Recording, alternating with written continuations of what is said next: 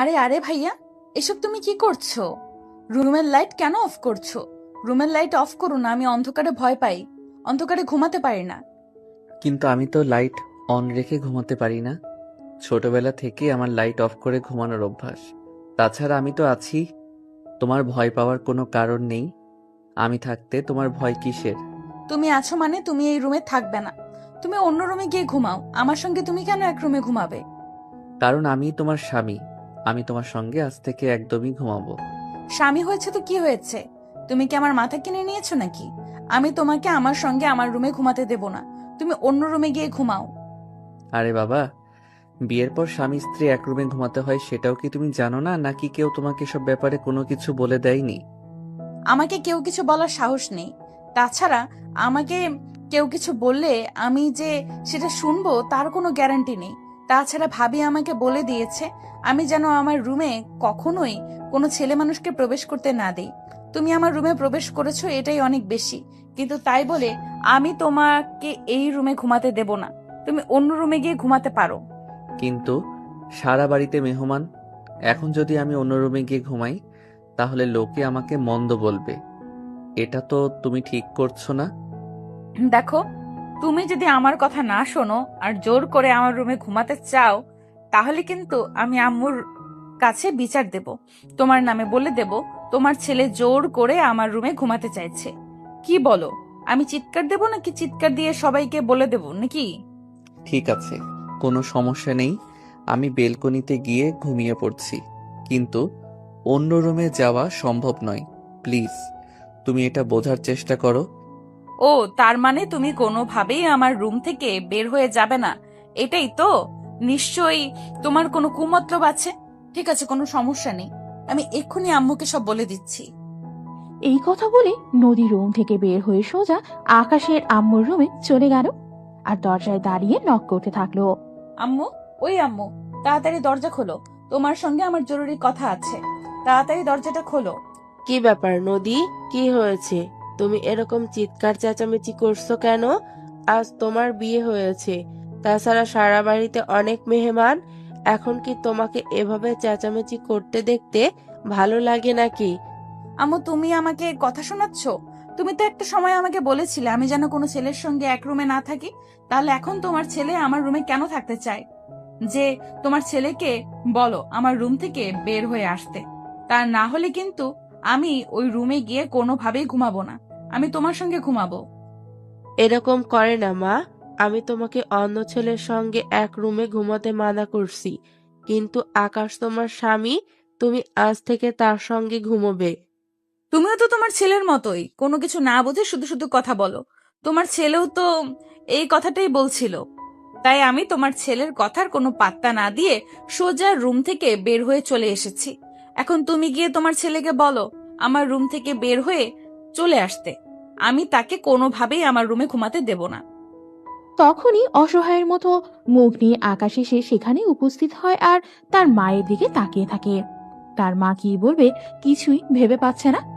একে তো পিচ্ছি একটা মেয়ের সঙ্গে ধরে বেঁধে বিয়ে দিয়েছে, তারপর আবার পিচ্ছির এরকম আচরণ। তার মা পড়েছে বড্ড ঝামেলায়। কি করবে কিছুই ভেবে পাচ্ছে না। আকাশ বাবা, বাড়িতে অনেক মেহমান, তাই বলছি কি, প্লিজ তুই ঝামেলা করিস না। তুই নিজের রুমে গিয়ে ঘুমিয়ে পড়, আর নদী আজ আমার সঙ্গেই থাকুক। এই জন্যই তোমাদেরকে বলেছিলাম আমাকে ধরে বেঁধে এই পিচ্চি মেয়েটার সঙ্গে বিয়ে দিও না। এই মেয়েটা কোনোদিনই আমাকে বুঝবে না। আজ আমার বাসর রাত, আর আজ কি না আমাকে একা একা ঘুমাতে হবে? বাবা, এভাবে কথা বলিস না। তুই তো বড় হয়েছিস, সবকিছুই বুঝিস। মেয়েটা এখনো ছোট, তাই ওকে কোনো ব্যাপারে প্রেসার দিস না। আস্তে আস্তে বড় হতে দেওয়ার, তারপর নিজে নিজেই সবকিছু বুঝে যাবে। তখন আর তোকে কিছুই করতে হবে না। আকাশ তখন কোনো কথা না বলিয়ে গাল ফুলিয়ে সেখান থেকে চলে গেল। আর এদিকে নদী তখন আকাশের আম্মুর রুমে এসে আকাশের আম্মুকে জড়িয়ে ধরে ঘুমিয়ে পড়ল। পরের দিন সকালবেলা ঘুম থেকে উঠে আকাশ তার আম্মুকে বলল, আম্মু, আমাকে আজ অফিসে যেতে হবে। অফিসের একটা গুরুত্বপূর্ণ কাজ আছে। আজ অফিসে না গেলে হবে না। কিন্তু তোকে তো বলছিলাম কয়েকদিনের জন্য অফিসের ম্যানেজারকে দায়িত্ব দিয়ে আয়। তোর নতুন বিয়ে হয়েছে, তোর বউটাও ছোট, তাই তাকে একটু সময় দেয়া প্রয়োজন, তাকে সবকিছু বুঝিয়ে দেয়া প্রয়োজন। আমি এই মেয়েটাকে একটু সময় দিতে পারবো না। তুমি জোর করে এই মেয়েটার সঙ্গে আমার বিয়ে দিয়েছো। এখন এই মেয়েটার সঙ্গে যা কিছু করতে হবে সেটা তোমারই করতে হবে। আমি কিছু করতে পারবো না। কেন যে আমি তোমার কথা শুনতে গেলাম আর নিজের কপালে নিজেই কুড়াল মারতে গেলাম। বাবা প্লিজ এভাবে বলিস না, যা করছি তোর ভালোর জন্যই করছি। তাছাড়া এই মেয়েটাকে যদি আমি তোর জন্য নিয়ে না আসতাম তাহলে অন্যত্র হলেও মেয়েটার বিয়ে হয়ে যেত, তাই এটা করা ছাড়া আমার কোনো উপায় ছিল না। হ্যাঁ, আরেকজনের ভালো করতে গিয়ে এখন তার পরিণাম আমাকে ভোগ করতে হচ্ছে। যাই হোক, আমাকে আজ অফিসে যেতে হবে। আমাকে তাড়াতাড়ি একটু নাস্তা বানিয়ে দাও, আমি অফিসে চলে যাই। এরপর তার আম্মু কি আর কোনো কথা বলার সুযোগ না দিয়েই শেষ হয়ে যায়, নিজের রুমে চলে গেল। এদিকে আকাশের আম্মুই নদীকে ঘুম থেকে ডেকে তুলল, তারপর ফ্রেশ করিয়ে দিল। আকাশের আম্মু কিচেনে এসে আকাশের জন্য নাস্তা তৈরি করলো আর তারপর নদীকে ডাকতে লাগলো। আকাশের আম্মুর ডাক শুনেই নদী রান্নাঘরে চলে আসলো। আম্মু, তুমি আমাকে ডাকছিলে? হ্যাঁ আকাশ, একটু পরেই অফিসে চলে যাবে। তুমি ওর নাস্তাটা দিয়ে এসো আর ওকে বলে এসো দুপুরের খাবার সময় হলে যেন বাসায় চলে আসে। সবাই মিলে একসঙ্গে বসে দুপুরের খাবার খাবো। আচ্ছা ঠিক আছে, কপালটা আমার কাছে দাও, আমি এক্ষুনি ভাইয়াকে দিয়ে আসছি। নদীর মুখ থেকে নিজের স্বামীকে ভাইয়া বলে ডাকটা শুনেই আকাশের আম্মু হাসবে না কাঁদবে কিছুই বুঝতে পারছে না। তারপরও তিনি নদীকে নিজের কাছে ডেকে নিলেন আর বললেন, নদী, তুমি তো ভালো মেয়ে। দেখো, তোমাকে একটা কথা বলি, তুমি আমার কথাটা বোঝার চেষ্টা করো। আকাশের সঙ্গে তোমার বিয়ে হয়ে গেছে, আকাশ তোমার স্বামী, তাই আকাশকে তুমি ভাইয়া বলে রেখো না। কিন্তু তুমি তো বললে যে তোমাকে আম্মু বলে ডাকতে, আর যদি তোমাকে আম্মু বলে ডাকি তোমার ছেলে তো আমার ভাইয়াই হবে, তাই আমি তোমার ছেলেকে ভাইয়া বলে ডাকবো। এরপর আকাশের আম্মুকে আর কোনো কথা বলার সুযোগই না দিয়ে নদী না তার প্লেট হাতে নিয়ে দৌড়ে সেখান থেকে চলে গেল। সোজা আকাশের রুমের দরজার সামনে এসে দাঁড়ালো। আকাশের রুমের দরজা ভেতর থেকে বন্ধ ছিল, তাই নদী বাহির থেকে দরজায় নক করলো। আকাশ ভাইয়া, আকাশ ভাইয়া, রুমের দরজাটা খোলো, তোমার জন্য নাস্তা নিয়ে এসেছি। তুমি নাকি অফিসে যাবে, তাই আম্মু তোমার জন্য নাস্তা পাঠিয়েছে। আকাশ ক্রমের দরজাটা খুললো আর নদীকে দেখতে পেয়ে নদীর হাত থেকেই নাস্তার প্লেটটা নিল আর নদীর হাতটা ধরে বলল, এসো, তুমিও আমার সঙ্গে খাবে। আমার একা একা খেতে ভালো লাগে না, তাই ভাবছি এখন থেকে প্রতিদিন তোমাকে নিয়েই খাবো। হ্যাঁ, কিন্তু তুমি আমার হাত ধরছো কেন? আমার ভাবি তো বলেছিল আমি যেন কখনো আমার হাত কোনো ছেলেকে ধরতে না দেই। তুমি যে আমার হাতটা ছেড়ে দাও। উফ আল্লাহ, তুমি রক্ষা করো আমায়। এখন কিনা আমি আমার নিজের বউয়ের হাত পর্যন্ত ধরতে পারবো না। আমি কেমন মেয়েকে বিয়ে করেছি সেটাই বুঝতে পারছি না। কি হলো ভাইয়া, তুমি কি কিছু বলছো নাকি? আমি আস্তে আস্তে কথা শুনতে পাই না, আমার কানে সমস্যা আছে। আমাকে কিছু বললে জোরে জোরে বলবে। না, আমি তোমাকে কিছু বলতে যাব কেন? তোমাকে কিছুই বলিনি আমি। আমার কপালের কথা বলছি। আমার কপালটা এত ভালো যে তোমার মতো ভালো একটা মেয়েকে বউ করে পেলাম। যাই হোক, এখন কি তুমি আমার সঙ্গে নাস্তা করবে? হ্যাঁ, তুমি যদি আমাকে নিজের হাতে খাইয়ে দাও তাহলে আমি তোমার সঙ্গে নাস্তা করব। তাছাড়া তুমি তো জানো আমি নিজের হাতে খাবার খেতে পারি না, আর নিজের সাথে খাবার খেলেও আমার পেট ভরে না। আমাদের বাসায় তো সব সময় ভাবি আমাকে খাবার খাইয়ে দিত। আচ্ছা ঠিক আছে, কোনো সমস্যা নেই। তুমি আসো আমার সঙ্গে, আমি তোমাকে আমার নিজের হাতে খাবার খাইয়ে দেব। এই বলে আকাশ নদীকে নিয়ে রুমের ভেতর চলে আসতো আর তারপর দুজনে মিলেই নাস্তাটা সেরে দিল। নাস্তা শেষ হলে আকাশ রেডি হয়ে অফিসে চলে আসতো। অফিসে এসে নিজের কেবিনে বসে কাজ করছিল। তখনই তার কলিগ এসে তাকে বলল, কি ব্যাপার দোস্ত, কি অবস্থা তোর? শুনলাম নাকি বিয়ে করেছিস, আমাদের দাওয়াত দিলি না কেন? দোস্ত, তোদের দাওয়াত দেওয়ার মতো অবস্থাটা হয়নি। যদি কোনোদিন এই অবস্থাটা হয় তাহলে অবশ্যই তাদেরকে দাওয়াত দেব। এসব কি বলছিস দোস্ত? আমি তো কিছুই বুঝতে পারছি না। যদি একটু খুলে বলতি। কি আর বলবো দোস্ত, কপাল খারাপ থাকলে যা হয় আর কি। আমার মা আমাকে জোর করে ধরে বেঁধে একটা পিচ্চি মেয়ের সঙ্গে বিয়ে দিয়ে দিয়েছে, যে এখনো বিয়ের পর্যন্তই বুঝে না। আমি বুঝতে পারছি না কি হতে চলেছে আমার সঙ্গে। ধুর, এসব কি বলছিস? তোকে পিচ্চি মেয়ের সঙ্গে বিয়ে দিতে যাবে কেন? তুই কি এখনো পিচ্চি নাকি যে তোকে পিচ্চি মেয়ের সঙ্গে বিয়ে দেবে? ফাজলামো করছিস কেন? আরে ভাই, আমি কে তোর সঙ্গে ফাইজলামি করতে যাব? আমি একদম ফাইজলামি করছি না, যা বলছি একদম সত্য কথাই বলছি। আমার আম্মু জোর করে আমাকে ধরে বেঁধে একটা পিচ্চি মেয়ের সঙ্গে বিয়ে দিয়েছে। আমি তোর কথা একদমই বিশ্বাস করছি না। তুই যদি তোর বইয়ের ছবিটা আমায় দেখাতে পারিস, বিয়ের দিনের ছবিটা দেখাতে পারিস, তাহলে আমি বিশ্বাস করব তোর কথা। না হলে তোর কথা বিশ্বাস করার প্রশ্নই ওঠে না। আকাশ তখন কোনো উপায়ন্তর না পেয়ে প্রবলেমটা থেকে মোবাইলটা বের করলো আর মোবাইল থেকে তার বউয়ের ছবিটা দেখালো। এটা দেখে রিয়া মাথায় হাত দিয়ে বসে পড়লো। বেশ কিছুক্ষণ চুপচাপ রইল, তখন আকাশ বলতে লাগলো, কিরে, এবার তো আমার কথা বিশ্বাস হলো? এখন কেন তুই মাথায় হাত দিয়ে বসে আছিস? তোকে যে বললাম আমার আম্মু আমাকে জোর করে একটা পিচ্চি মেয়ের সঙ্গে বিয়ে দিয়েছে, তুই তো এই কথাটা বিশ্বাসই করতে চাইছিলি না। কি করে বিশ্বাস করব? তুই নিজেই সেটা বল। আন্টির মতো সুস্থ মস্তিষ্ক সম্পন্ন একটা মানুষ যদি এরকম কাজ করে, তাহলে তো এটা বিশ্বাস করার মতো নাই। বুঝতে পারছি না আন্টির মাথায় কি ঢুকেছে যে তোকে এরকম একটা পিচ্চি মেয়ের সঙ্গে বিয়ে দিতে হলো। জানিস দোস্ত, কি বলবো, বাসর রাতে একা একা ঘুমাতে হয়েছে। যেখানে 25টা বছর ধরে স্বপ্ন বুনছি বাসর রাতে বউর সঙ্গে কত রোম্যান্স করব, কিন্তু রোমান্টিক খাতায় আগুন। জানি না জীবনে কোনো পাপ করেছিলাম যার ফল আমাকে এভাবে ভোগ করতে হচ্ছে। সত্যি মন খারাপ করিস না দোস্ত, আল্লাহ যা করে ভালোর জন্যই করে। আল্লাহ নিশ্চয়ই তোর জন্য ভালো কিছু রেখেছে, তাই হয়তো এরকমটা হয়েছে।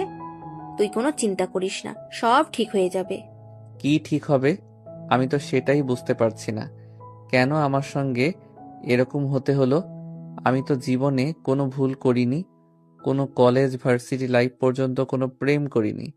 বিয়ে করে বউয়ের সঙ্গে প্রেম করব বলে, আর এখন আমার প্রেম বাতাসে চলছে। আরে ভাই, মন খারাপ করিস না। বললাম তো আল্লাহ যা করে ভালোর জন্যই করে। নিশ্চয়ই তোর জন্য ভালো কিছু রেখেছে। আল্লাহর ওপর ভরসা রাখ। মেয়েটা এখন পিচ্চি, তাই বলে সারা জীবন পিচ্চি থাকবে সেরকম তো নয়। যাই হোক, তোর বউ কোন ক্লাসে পড়ে রে? আম্মুর কাছে শুনলাম এই বছর নাকি ইন্টার ফার্স্ট ইয়ারে পড়ে। তাহলে আর এত চিন্তার কি আছে? আর বছর 2-1 সময় অপেক্ষা কর। মেয়েটার মধ্যে ম্যাচুরিটি চলে আসবে, তখন আর তোকে এত চিন্তা করতে হবে না। হ্যাঁ, সেটাই তো। বিয়ে করলাম 2 বছর আগে, আর বাসর করতে হবে আরো 5 বছর পরে। আচ্ছা তুই এখন যা, আমাকে একটু একা থাকতে দে। আমার কিছু ভালো লাগছে না, আমি এসব আর নিতে পারছি না। রিয়া তখন আর কোনো কথা না বলেই আকাশের কেবিন থেকে বের হয়ে নিজের কেবিনে চলে গেল আর নিজের কাজ করতে থাকলো। এদিকে আকাশ অফিসের কাজ শেষ করে অফিস থেকে বের হয়ে বন্ধুদের সঙ্গে আড্ডা দিতে চলে গেল। বন্ধুদের সঙ্গে আড্ডা দিতে দিতে কখন যে সন্ধ্যা পেরিয়ে রাত হয়ে গেল সেটা তার খেয়ালই ছিল না। রাত তখন 11টা বাজে। তখনই হঠাৎ মোবাইলে একটা অন্য নাম্বার থেকে ফোন আসতো। আকাশ সচরাচর আননোন নাম্বারের ফোন রিসিভ করে না, তাই ফোনটা রিসিভ করলো না। তারপর বেশ কয়েকবার ফোনটা বাজলো, কিন্তু আকাশ একবারও ফোনটা রিসিভ করলো না। তখনই হঠাৎ ছোট একটা মেসেজ আসতো। ভাইয়া কোথায় তুমি? বাসায় আসবে কখন? আর তোমাকে সে কখন থেকে ফোন দিচ্ছি, তুমি ফোন তুলছো না কেন? প্লিজ একবার ফোনটা রিসিভ করো। আকাশ খুব ভালোভাবেই বুঝতে পারলো এটা নদী ছাড়া অন্য কেউ হতেই পারে না, তাই সে ফোন ব্যাক করলো। হ্যালো, কে বলছো তুমি? আমি নদী বলছি ভাইয়া। তুমি বাসায় আসবে কখন? সে কখন থেকে তোমার জন্য খাবার নিয়ে অপেক্ষা করছি, কিন্তু তুমি এখনো আসছো না কেন? তাড়াতাড়ি চলে আসো। ও আচ্ছা, ঠিক আছে, আমি এক্ষুনি চলে আসছি। অফিস শেষ করে বন্ধু। তোমার কিছু লাগবে নাকি? না, আমার কিছুই লাগবে না, তুমি তাড়াতাড়ি চলে আসো, আমার খুব ক্ষুধা পেয়েছে, কিছু খাবো।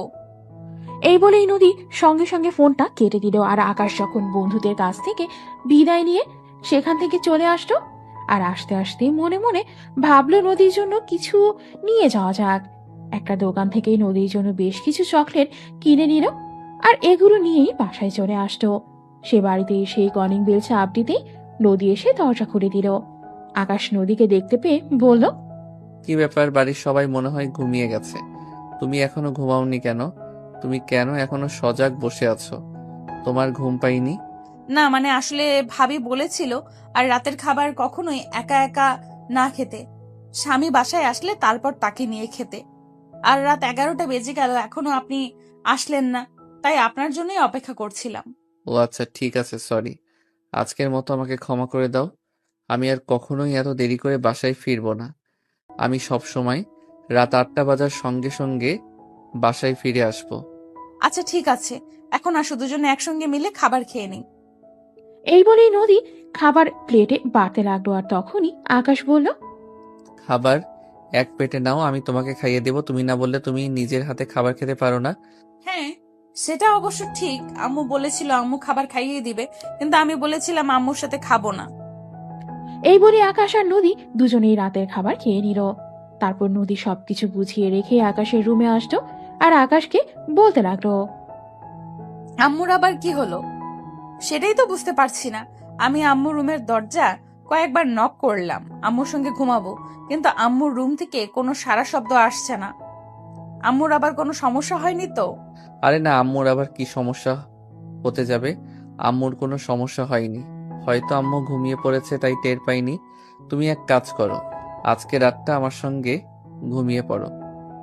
কিন্তু ভাবি তো বলেছিল কোনো ছেলের সঙ্গে এক রুমে না থাকতে। কিন্তু এখন কি করবে বলো? আম্মু তো রুমের দরজা লাগিয়ে ঘুমিয়ে পড়েছে। এখন কি তুমি সারা রাত বাইরে কাটাবে নাকি? তার চাইতে বরং এটাই ভালো হয় যে তুমি আমার রুমে ঘুমিয়ে পড়ো। সমস্যা নেই, আমি তোমাকে টাচ করব না। এই যে মাঝখানে কোলবালিশ দিয়ে রাখছি, ওই পাশে ঘুমিয়ে পড়ো। আচ্ছা ঠিক আছে, এখন তোমার এটা করা ছাড়া আর কোনো উপায় নেই। এখন তো আমাকে তোমার সঙ্গেই ঘুমাতে হবে। আচ্ছা ঠিক আছে, তুমি শুয়ে পড়ো, আমি ড্রেস চেঞ্জ করে আসছি। এই বলেই নদী আলমারি থেকে তার নিজের একটা 3 পিস বের করে ওয়াশরুমে চলে গেল। তারপর কাপড় চোপড় চেঞ্জ করলেও রুমে আসতো। আকাশ তখনও বিছানার এক পাশে বসে আছে। এটা দেখে নদী বলল, কি হলো, তুমি এখনো এখানে বসে আছো কেন? ঘুমাওনি কেন?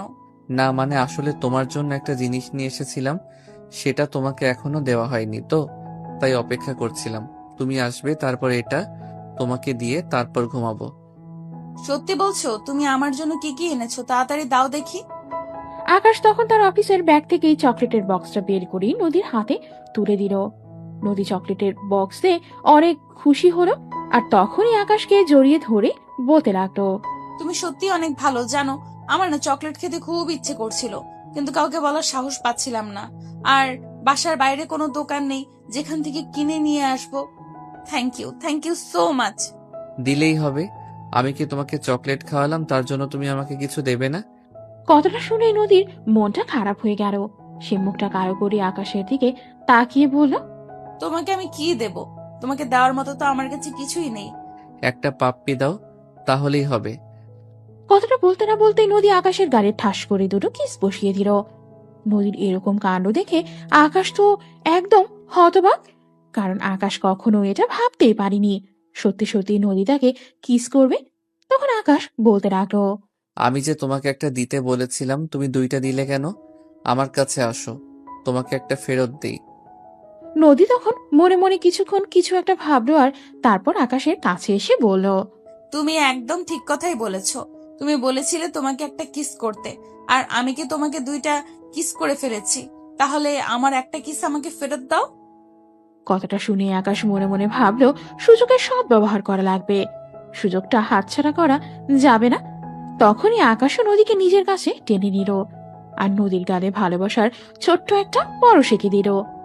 আকাশ তখন নদীকে জড়িয়ে ধরে আছে। এটা দেখে নদী বলল, আরে কি করছো তুমি?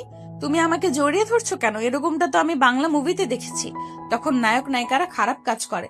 তুমি কি আবার আমার সঙ্গে ওইসব খারাপ কাজ করবে নাকি? একদম কিন্তু ওইসব করবে না, করলে ভালো হবে না। আমি আম্মুর কাছে বলে দেবো সব। আরে না, তুমি কি আমাকে ওই রকম খারাপ ছেলে মনে করো নাকি?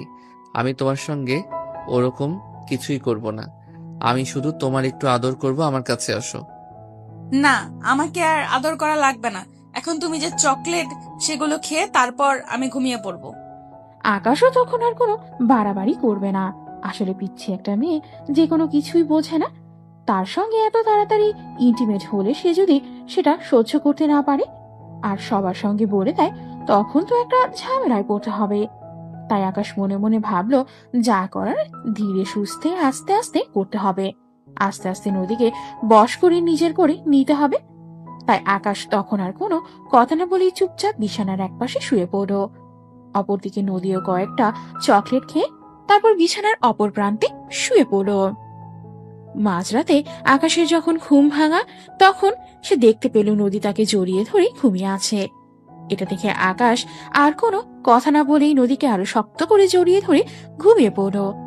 এই তো মাছ টপ গিলেছে, আস্তে আস্তে কাছে আসছে। সকালবেলা যখন নদীর ঘুম ভাঙলো, তখন সে দেখতে পেল আকাশের বুকের উপর শুয়ে আছে নদী।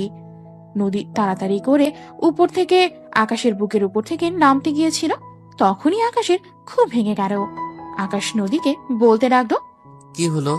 আমার বুকের উপর শুয়ে থাকো, আমার তো খুব ভালোই লাগছিল, তুমি নেমে যাচ্ছ কেন? এটা লজ্জা করে না তোমার? একটা মেয়েকে এইভাবে নিজের বুকের উপর নিয়ে শুয়ে আছো। আরে, আমি আবার কখন তোমাকে আমার বুকের উপর নিতে গেলাম? তুমি তো নিজে আমাকে জড়িয়ে ধরে ঘুমিয়ে আছো। এই যে দেখো, কোলবালিশ মাঝখানে রয়েছে, কিন্তু তুমি আমার উপর চলে এসেছো। ও আসলে তুমি তো জানোই আমি ছোটবেলা থেকে ভাইয়ার সঙ্গে ঘুমাই। ভাবি আসার পর থেকে ভাবির সঙ্গে ঘুমাই। আমার খাটের ওই পাশে একা একা ঘুমাতে খুব ভালো লাগছিল। আমি কাউকে জড়িয়ে না ধরে ঘুমাতে পারি না, তাই তোমাকে জড়িয়ে ধরেছিলাম। সরি, আমাকে ক্ষমা করে দাও। আরে না, সরি বলার কিছুই নেই। আজকের পর থেকে প্রতিদিনই তুমি এভাবে আমাকে জড়িয়ে ধরে ঘুমাবে। আমি তোমাকে কিছুই বলবো না। সত্যি তুমি অনেক ভালো। উম্মুয়া। এই বলে নদী তখন আবারও আকাশের গালে একটা কিস বসিয়ে দিল। আকাশ তো একদম বোকা বনে গেল। এটা আসলেই পিচ্ছি নাকি পিচ্ছি সাজার ভান করে, এটাই তো বোঝা যাচ্ছে না। তাছাড়া ইন্টারে পড়ে মেয়েটার বয়স তো 17 থেকে 18 হবে। তাহলে এই বয়সে মেয়েটা আবার পিচ্ছি থাকতে পারে কি করে?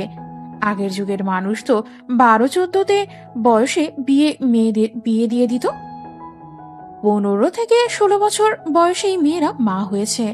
তো তাহলে 17 থেকে 18 বছর বয়সে একটা মেয়ে কি করে ফিজিক্যাল অ্যাট্রাকশন বুঝতে পারে না? যাই হোক, বুঝে শুনে পা ফেলতে হবে। হুটহাট করে কিছুই করা যাবে না। আকাশ তখন সেরকম কোনো প্রতিক্রিয়া দেখালো না, বিছানাতেই শুয়ে রইল। এদিকে নদী বিছানা থেকে নেমে ফ্রেশ হয়ে কাপড় চোপড় চেঞ্জ করে তারপর নিচে চলে গেল। কিচেনে আসতেই আকাশের আম্মু নদীকে বলল, কি ব্যাপার নদী, তুমি আজ আমার সঙ্গে ঘুমোতে আসলে না কেন? তুমি তো দরজা বন্ধ করে ঘুমিয়ে পড়েছিলে, তারপর আমি ভাইয়ার রুমে ঘুমিয়েছিলাম। ভাইয়া সত্যি অনেক ভালো, কাল আমার জন্য অনেকগুলো চকলেট নিয়ে এসেছে। ভাইয়া বলেছে আমি যদি ভাইয়ার রুমে প্রতিদিন ঘুমাই তাহলে ভাইয়া প্রতিদিন আমাকে অনেকগুলো করে চকলেট এনে দেবে। তাই ভাবছি আজ থেকে প্রত্যেক দিন ভাইয়ার রুমে ঘুমাবো। ও আচ্ছা, এই ব্যাপার। তাহলে ঠিক আছে, তুমি আজকের পর থেকে আকাশের রুমেই ঘুমিও। তাহলে তো আর আমাকে কোনো চিন্তা করতে হবে না, আমিও নিশ্চিন্তে থাকতে পারবো। আকাশের আম্মু তখন মনে মনে বুঝতে পারলো আকাশ হয়তো নদীকে কিছুটা হলেও বশে আনতে পেরেছে। আসলে নদী হলো কাদামাটির মতো। ইচ্ছে একটা মেয়ে সাদা কাদামাটিকে আমরা যেভাবে শেপ দেই তখন সেটা সেভাবেই থাকে। তাই নদীকেও এখন যেভাবে গড়ে তোলা হবে, নদীও ঠিক সেভাবেই গড়ে উঠবে। আকাশের আম্মু তখন সবার জন্য নাস্তা তৈরি করলো আর সবাইকে নিয়ে একসঙ্গে বসে নাস্তা খেয়ে নিল। আর তখন আকাশ তৈরি হয়ে অফিসে চলে যাবে। নদীকে তখন নিজের রুমে ডেকে নিল। এই নদী, একবার রুমে আসো তো, আমার একটু কাজ আছে, একটু করে দেবে? আচ্ছা ভাইয়া, ঠিক আছে, আমি এক্ষুনি আসছি।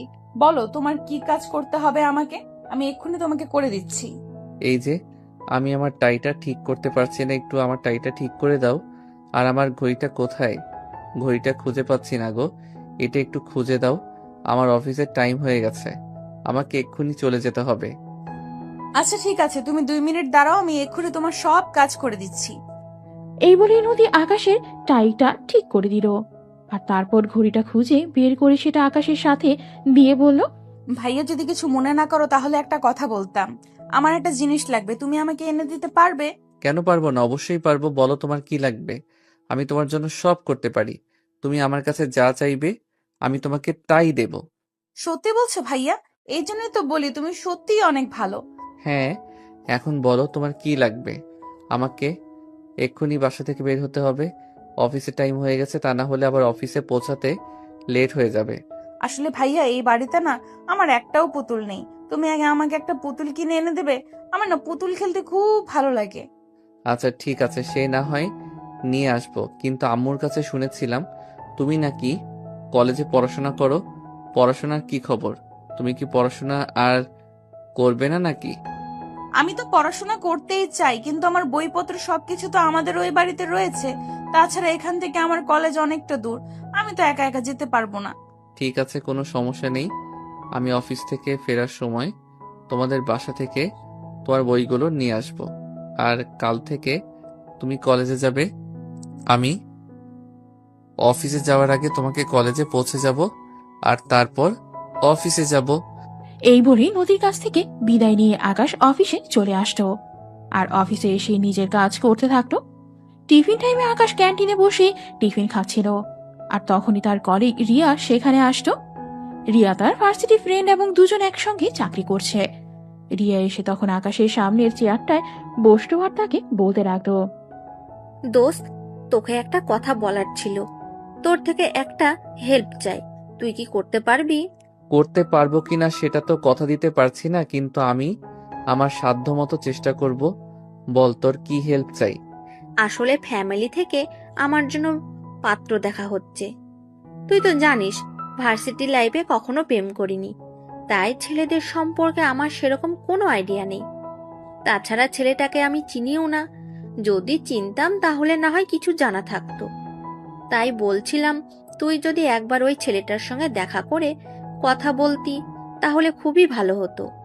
আরে ভাই, এসব কথা তুই আমাকে কেন বলছিস? বিয়ে করছিস তুই, ছেলেটা সম্পর্কে তোর সবকিছু জানা দরকার। তাই আমার মনে হয় আমার চাইতে তুই কথা বলতে বেশি ভালো হবে। তুই তো জানিস তুই ছাড়া আমার অন্য কোনো ভালো বন্ধু নেই। আমি ছেলেদের সঙ্গে খুব একটা কথা বলতেও পারি না, তাই তোকে বলছিলাম তুই কথা বললে খুব বেশি ভালো হতো। আচ্ছা ঠিক আছে, তুই আমার বেস্ট ফ্রেন্ড, তোর জন্য তো আমি এইটুকু করতেই পারি। আচ্ছা ঠিক আছে, ওই ছেলেটার ফোন নাম্বার আর অ্যাড্রেস আমাকে দিয়ে রাখ। রিয়া তখন একটা ছোট কাগজে ওই ছেলেটার ফোন নাম্বার আর ঠিকানা লিখে দিয়েই সেখান থেকে চলে গেল। আর আকাশ খাওয়া শেষ করে তারপর নিজে কেবিনে চলে আসলো আর কাজ করতে লাগলো। সেদিন অফিস থেকে একটু আগে ভাগেই ছুটি নিল, কারণ আজ তাকে নদীতে বাড়িতে নিয়ে যেতে হবে। সেখান থেকে নদীর বইপত্র কিছু নিয়ে আসতে হবে। তাই সে বিকেল 5টার দিকে অফিস থেকে বের হলো। তারপর সেখান থেকে বাইক নিয়ে সোজা নদীদের বাড়িতে চলে আসলো। কলিং বেল চাপ দিতেই নদীর ভাবি এসে দরজা খুলে দিল। আকাশকে দেখে অবাক হয়ে বলল, কি ব্যাপার নন্দাই, তুমি একা এলে কেন? আমার ননদিনীকে নিয়ে আসলে না কেন? ভাবি, আসলে আমি তো অফিস থেকে চলে এসেছি, তাই আমি নদীকে নিয়ে আসিনি। একটা কাজ করো, নদীর বইগুলো আমাকে দিয়ে দাও। ভাবছি কাল থেকে নদীকে কলেজে নিয়ে যাব। তা নন্দাই, বিয়ের পর সংসার জীবন আসলে না কেন? ভাবি, আসলে আমি তো অফিস থেকে চলে এসেছি, তাই আমি নদীকে নিয়ে আসিনি। একটা কাজ করো, নদীর বইগুলো আমাকে দিয়ে দাও। ভাবছি কাল থেকে নদীকে কলেজে নিয়ে যাব। তা নন্দাই, বিয়ের পর সংসার জীবন কেমন চলছে? আর সংসার জীবন, জোর করে একটা পিচ্চি মেয়েকে আমার ঘাড়ে ঝুলিয়ে দিয়েছে যে বিয়ের ব পর্যন্ত বোঝে না, তার সঙ্গে আবার সংসার জীবন। হুম, বাদ দাও সেসব কথা।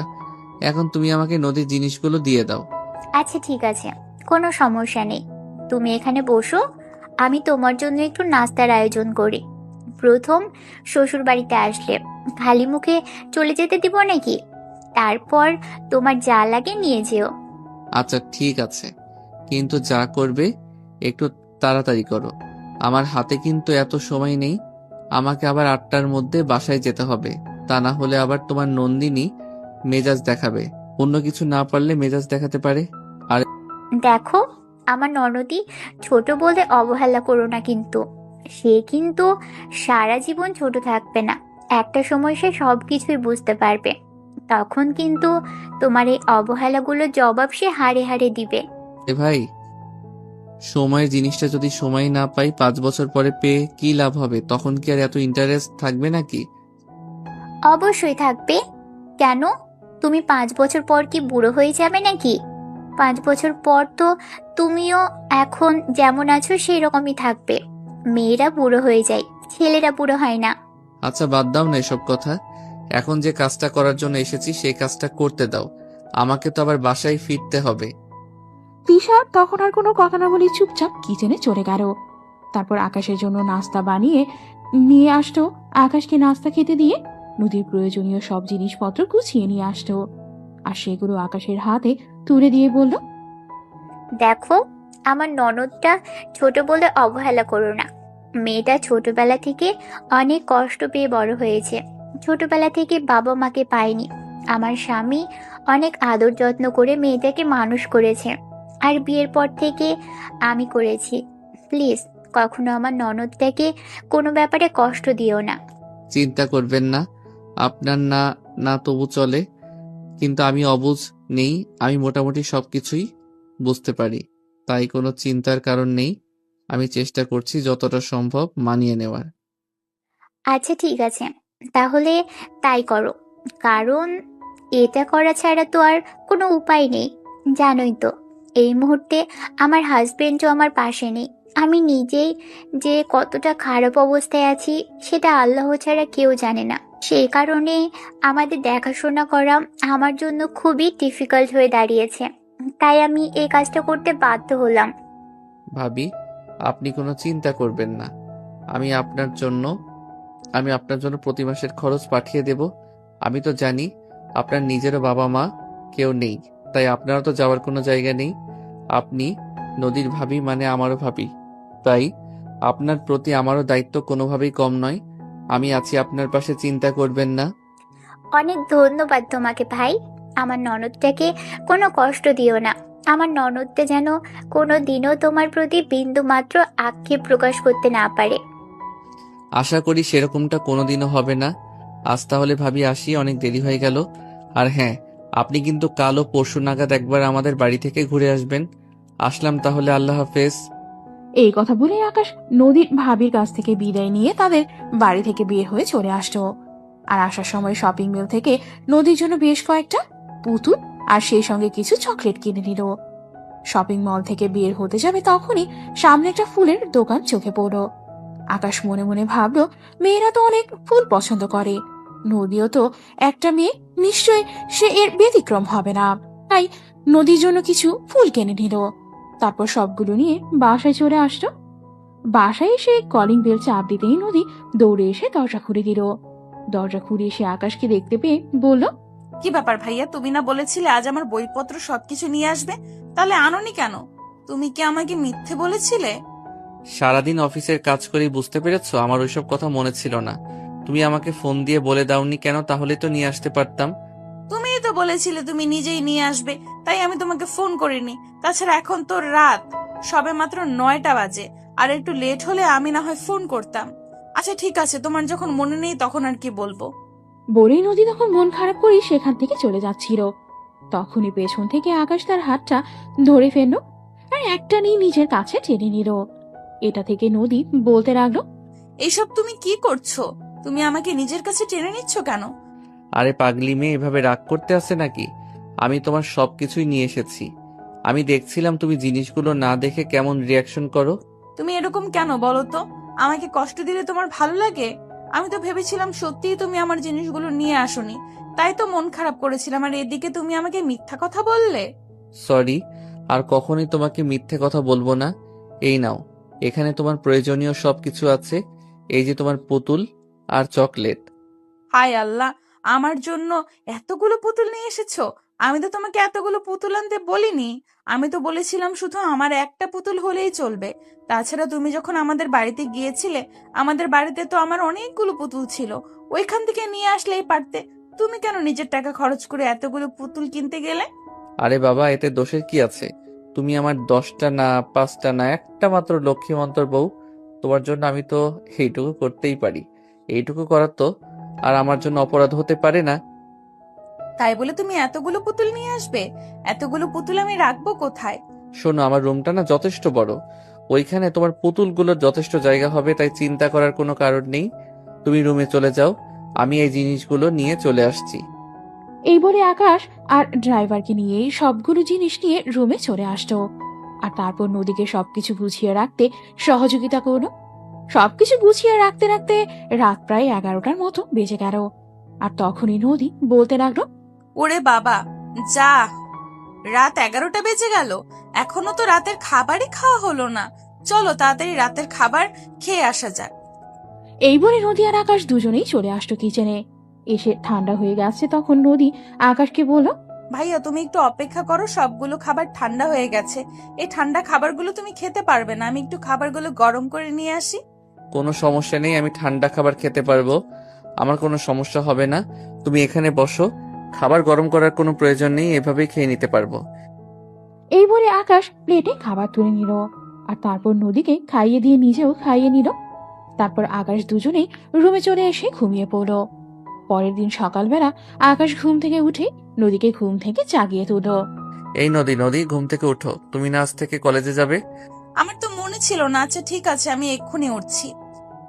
এবারে আকাশের জন্য একসঙ্গে বিছানা থেকে নেমে তারপর ফ্রেশ হয়ে সেই নাস্তা করে নদী কলেজে যাবার জন্য তৈরি হয়ে নিল। তারপর নদী আর আকাশ দুজনেই একসঙ্গে রুম থেকে বের হচ্ছিল। এটা দেখে আকাশের আম্মু বলতে লাগলো, কি ব্যাপার নদী, তুমি কি আজ থেকে কলেজে যাচ্ছ নাকি? হ্যাঁ আম্মু, তোমার ছেলে কাল আমাদের বাসা থেকে আমার বইপত্র আর প্রয়োজনীয় সব জিনিসপত্র নিয়ে এসেছে, তাই ভাবছি আজ থেকে কলেজে যাব। তাছাড়া তোমার ছেলে গতকাল আমাকে বলল আজ থেকে আমাকে কলেজে পৌঁছে দিবে। আচ্ছা ঠিক আছে, যাও। আমি ভাবছিলাম এই ব্যাপারে তোমার সঙ্গে কথা বলবো, কারণ বিয়ে হয়েছে বলে তো আর পড়াশোনা বন্ধ করা উচিত নয়। বিয়ে হয়েছে বলে তো আর জীবন শেষ হয়ে যায়নি, পড়াশোনা তো করতে হবে। আচ্ছা আম্মু ঠিক আছে, তাহলে এখন আসছি, না হলে আবার লেট হয়ে যাবে। অতঃপর দুজনেই বাসা থেকে বের হয়ে পড়ল। বাসা থেকে বের হওয়ার সময় আকাশ নদীকে নিয়ে বাইকে উঠল। আর তখনই আকাশ তাদের ড্রাইভারকে বলল, আঙ্কেল, নদীকে আমি কলেজে নিয়ে যাচ্ছি, ছুটির সময় আপনি ওকে কলেজ থেকে বাসায় নিয়ে আসবেন, আর আমি আপনাকে ফোন দিয়ে বলে দিব কখন যেতে হবে। আচ্ছা বাবা, ঠিক আছে, কোনো সমস্যা নেই। তুমি কলেজ ছুটি হওয়ার 10 মিনিট আগে আমাকে ফোন দিয়ে বলে দিও, আমি সময় মতো পৌঁছে যাব। অতঃপর আকাশ আর নদী দুজন এই বাসা থেকে বেরিয়ে পড়ে।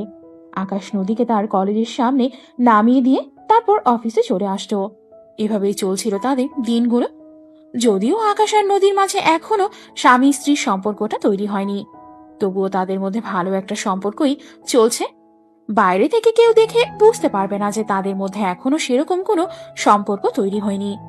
অপরদিকে সেদিন আকাশ তার বান্ধবী রিয়ার যে ছেলেটার সঙ্গে বিয়ের সম্বন্ধ চলছে সেই ছেলেটাকেই ফোন করে দেয়, আর সেই ছেলেটার সঙ্গেই দেখা করে কথা বলতে চায়। দেখুন, আপনি যেহেতু বনানীতে থাকেন, যেহেতু আমার অফিস থেকে তো আর খুব বেশি দূরে নয়, তাই রিয়া বলছিল একবার আপনার সঙ্গে দেখা করে একটু কথা বলে নিতে।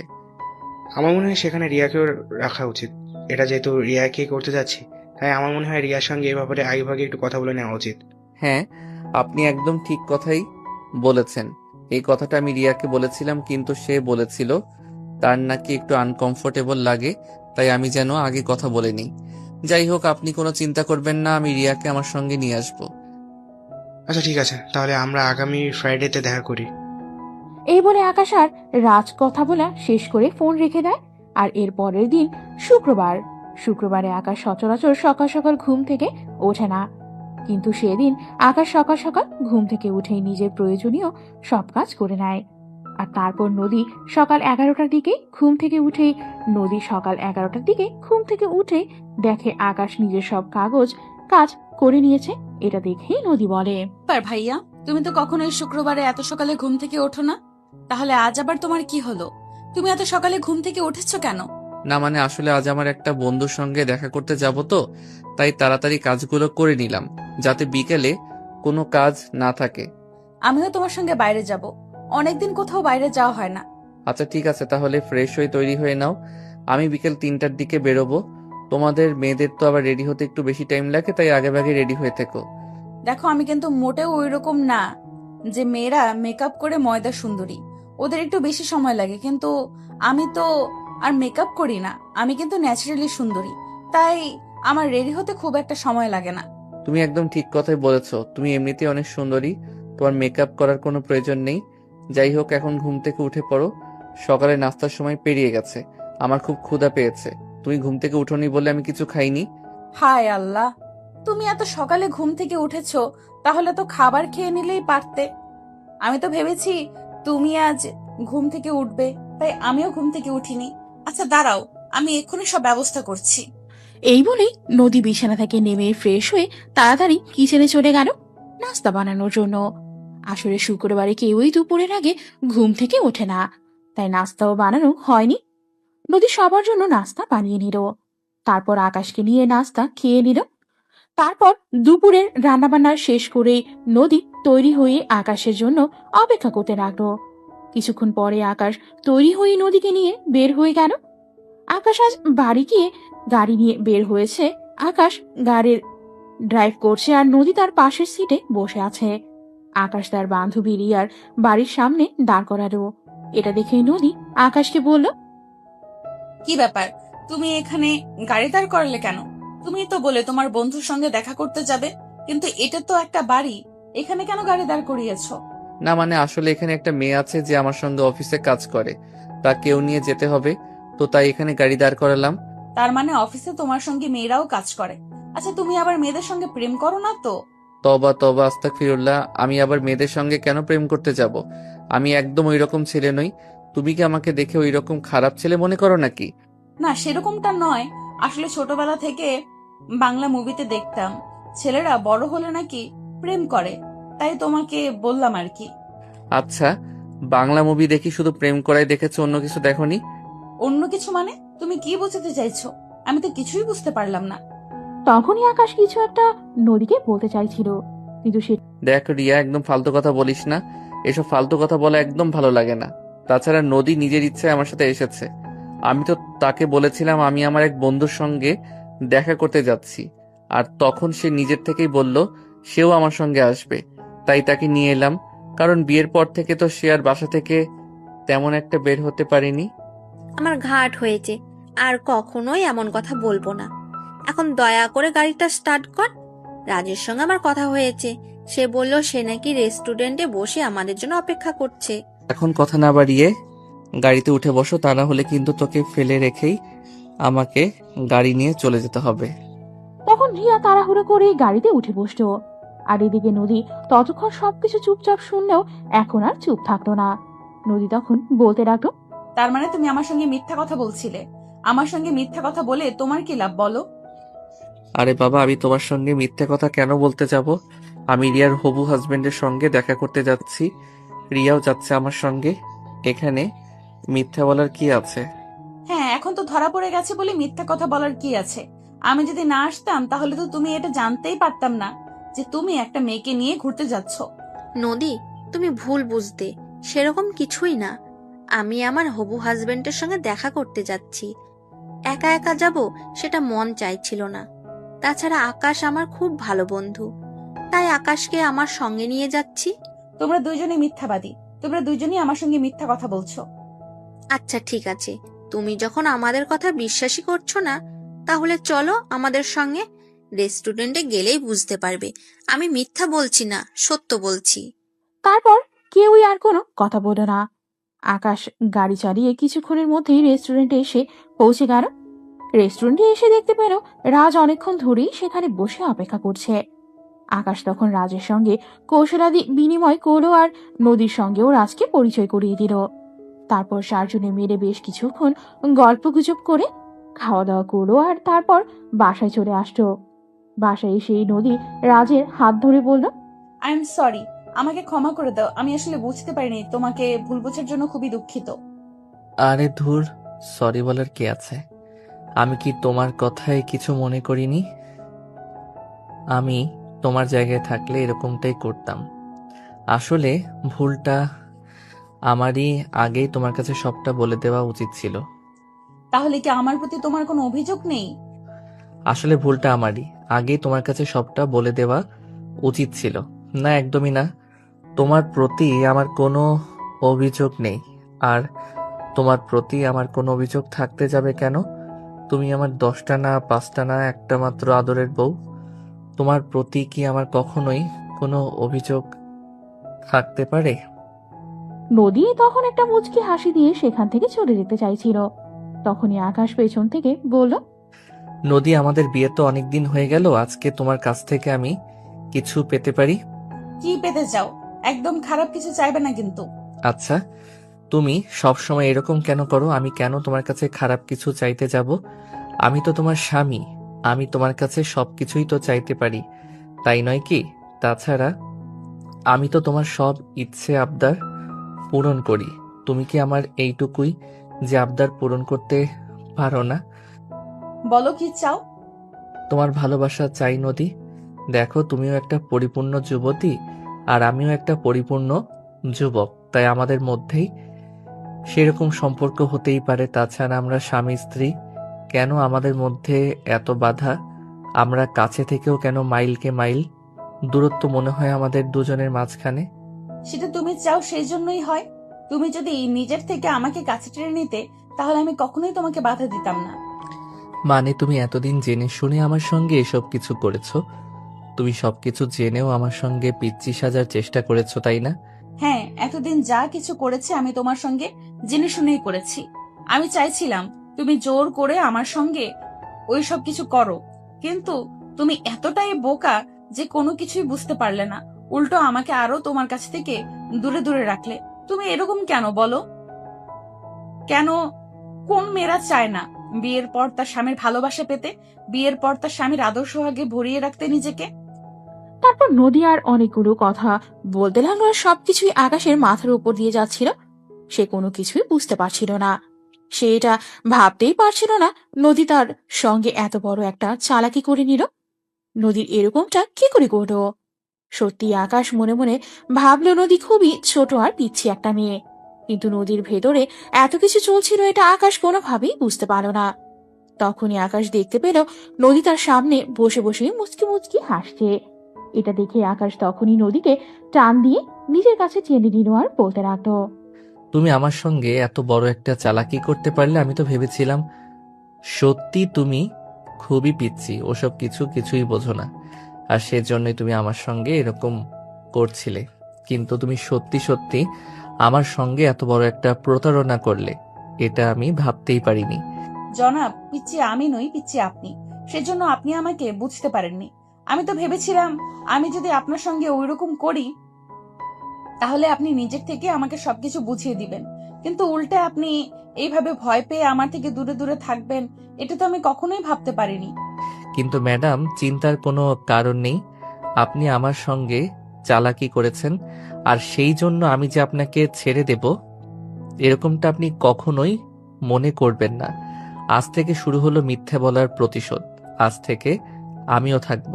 আপনি কি করে আমার সঙ্গে আর চালাকি করতে পারেন? আর হ্যাঁ, আজকের পর থেকে কখনো আপনি আমার রুম থেকে সারাদিনে 2 মিনিটের জন্য বের হতে পারবেন না। উমা, তাই নাকি? তাহলে তোমার অফিস কে করবে? অফিসে না গেলে তো চাকরি চলে যাবে, তখন তুমি কি করবে?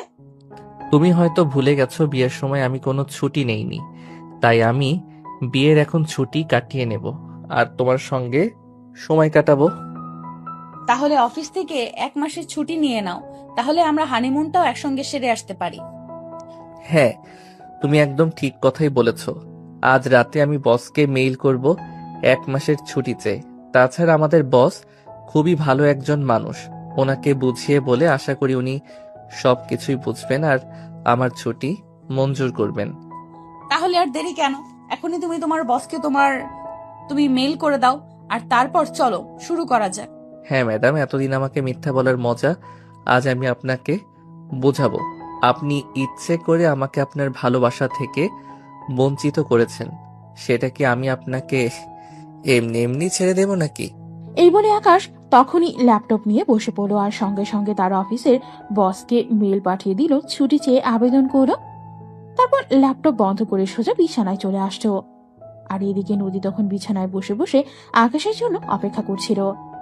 আকাশ বিছানায় এসেই নদীকে নিজের কাছে টেনে নিল আর বলতে লাগলো, তা ম্যাডাম, আজ কিন্তু সারা রাত আমার সঙ্গে খেলতে হবে, তা না হলে কিন্তু আমি আপনাকে একদম ছাড়বো না। তোমার ইচ্ছে, তুমি যা চাইবে তাই হবে। আমি তো ভেবেছিলাম তুমি আরো আগে আমাকে নিজের কাছে টেনে নিবে, কিন্তু তুমি তো ভয় পেয়ে গিয়েছিলে। তোমার এরকম কর্মকাণ্ড দেখে আমি কেন, পৃথিবীর যে কোনো মানুষই ভয় পেয়ে যাবে, এটাই তো স্বাভাবিক। তাই আমিও ভয় পেয়ে গেছিলাম। যাই হোক, তবে এখন আর কোনো ভয় পাই না। এই বলে আকাশ নদীকে নিজের কাছে টেনে নিল আর নদীর ঠোঁট দুটো নিজের দখলে নিয়ে ইচ্ছে মতো কিস করতে থাকলো। শুধু যে কিস করতে থাকলো সেটা বলতে ভুল হবে না, দেখে সারা শরীরে আদর করতে থাকলে নদীও আকাশের সঙ্গে রেসপন্স করতে থাকলো। আর এইভাবেই শুরু হলো তাদের রোমান্স। সারা রাত ধরে তাদের এই রোমান্টিক পর্ব চলতে থাকলো। সারা রাত পর্যন্ত জনকে আদর করলো আর তারপর সকালবেলায় দুজন দুজনকে জড়িয়ে ধরে ঘুমিয়ে পড়লো। সেদিন দুপুর 2টার দিকে আকাশ ঘুম থেকে উঠল। এটা দেখে আকাশের আম্মু আকাশকে বলল, কি ব্যাপার আকাশ, তোর কি শরীর খারাপ করছে নাকি? আজ তুই অফিসে যাসনি কেন? না, একদমই নয়। আমার শরীর কেন খারাপ করতে যাবে? আমার শরীর একদম ঠিক আছে, শরীরে কোনো সমস্যা নেই। আসলে আমিও অফিস থেকে 1 মাসের ছুটি নিয়েছি। ভাবছি বউকে নিয়ে হানিমুন করতে যাব। বিয়ের পর তো আর বউকে সেরকম কোনো সময় দিতে পারিনি। তাছাড়া অফিস থেকে তো বিয়ের ছুটিও কাটালাম না, তাই এবার ভাবছি ছুটিটা কাটিয়ে নেই। কথাটা শুনেই আকাশের আম্মু মনে মনে খুশি হলেও সেটা প্রকাশ করলো না, কারণ তিনি ভাবতেই পারেননি নদী এত তাড়াতাড়ি আকাশের সঙ্গে ফ্রি হয়ে যাবে। যাই হোক, যা হয়েছে ভালোই হয়েছে। এসব চিন্তা করতে করতে আকাশের আম্মু সেখান থেকে চলে গেল। তারপর আকাশ আর নদী দুজনেই দুপুরে খাবার খেয়ে নিল। সেদিন রাতে আকাশ তার আম্মুকে বলল, আম্মু, ভাবছি আমরা সেন্ট মার্টিন থেকে ঘুরে আসি, চাইলে তুমিও আমাদের সঙ্গে যেতে পারো। না বাবা, কোনো প্রয়োজন নেই। তুই বউ নিয়ে ঘুরতে যাচ্ছ, বউকে সময় দাও। সেখানে আমি কাবাবের হাড্ডি হতে চাই না। আমার যদি ঘুরতে যেতে ইচ্ছে হয় আমি একা একা ঘুরে আসব, কিন্তু এখন তুমি তোমার বউকে সময় দাও। এই সময়টা আর কখনো ফিরে পাবে না।